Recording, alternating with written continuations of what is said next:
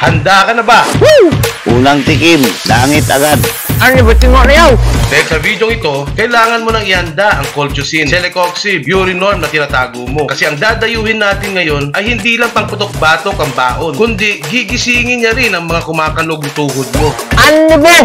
Literal na classic na laoya to. Pag mataas ang hangover mo, tapos naparami ka sa sabaw, wag kang mag-alala. Kasi ito, unrealized at saka super unli sabaw pa siya. Susubukan natin ngayon ang sikat na sikat at dinudumog nilang dinuguan. Napakasolid na papaitan at napakalambot nitong laoyang baka. Paano nga ba nila niluluto? At gaano ba katagal ang preparasyon nila dito? Niluluto ko na papaitan, ginigisa ko muna. Ginigisa ko ng bawang, luya at pamyenta. Kapag yung natapos na yun, sabay yung luya na maganda pagkaluto, ilalagay ko na yung karne, yung ano ng papaitan. 5 minutes bago kong lalagyan ng tubig. Hanggang alas 3 na, doon akong naglalagay ng mga rekado niya. Ano-ano pa nga ba ang ino-offer nila dito sa pansitang ito?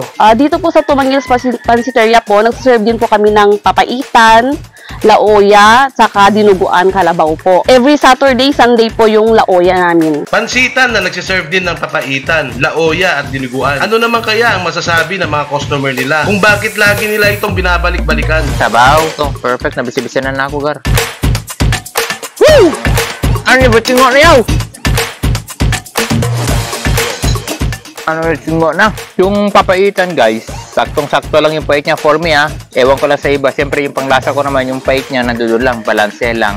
Saktong-sakto lang naman. Basta yung pait niya, okay lang sa akin. Tapos itong laoya, masarap siya, malapo. And this is the laoyang kalabaw na gusto ko so far, na natikman ko. Walang halong lagdug yun, ha. Kasi panlasa ko to. Kung hindi masarap tayo, ang lagdug. Nung nakaraan, natikman ko ng dinuguan lang. Natitikman natin ang laoya nilang kalabaw. Nangalungalug. Unang tikim, langit agad. Ano na sakto-sakto lang. Literal na classic na laoya to. Literal. Bakit ko sinabing literal? May konting suka. Pinakuluan ng napakatagal para makuha ang lambot na inaasam. Tinimpla ng mga sekretong sangkat, niluto na may kasamang pagmamahal. Yan ang sikreto kung bakit daw nagtatagal at dinudumog yung nasabing kainan. Kaya sinubukan na rin natin para matikman ang sumisikat nilang kainan. Pasok kaya sa panlasa ng sabik na sabik sa dinuguan? Oh my God! Halina't samahan nyo kung husgahan. The best talaga. Humanda ka na! Tara!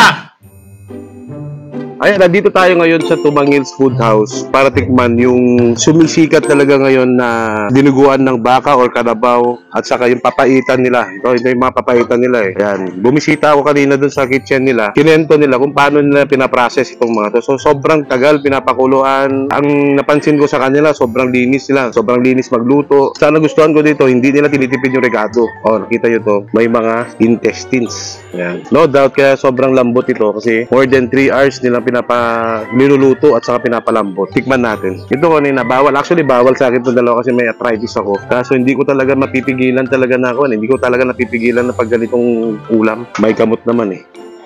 Ayan. So, una, tikman natin to. Galing natin.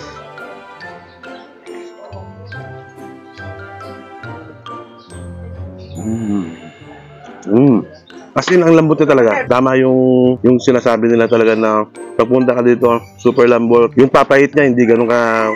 Yung iba kasi sobrang OA na yung sa pagpapait niya. Dito, okay na, tamang-tama lang yung papait na to. Panalo ko. Ano?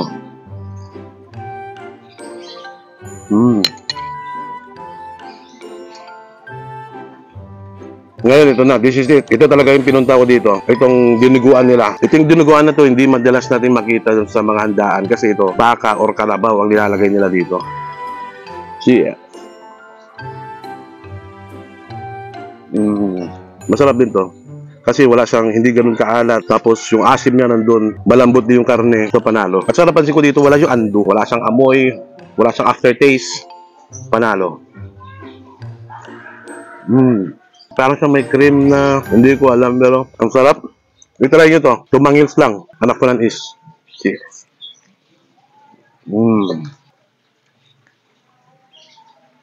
Sarap. Pero kung gusto nyo tikman ito, dapat maaga-aga kayo. Feeling ko pagdating ng alas 9, ubos na to. Kung ganitong kasarap na pagkain, hindi natin may tatanggi kung bakit sila pinipilahan. I-try nyo to. Agahan nyo lang.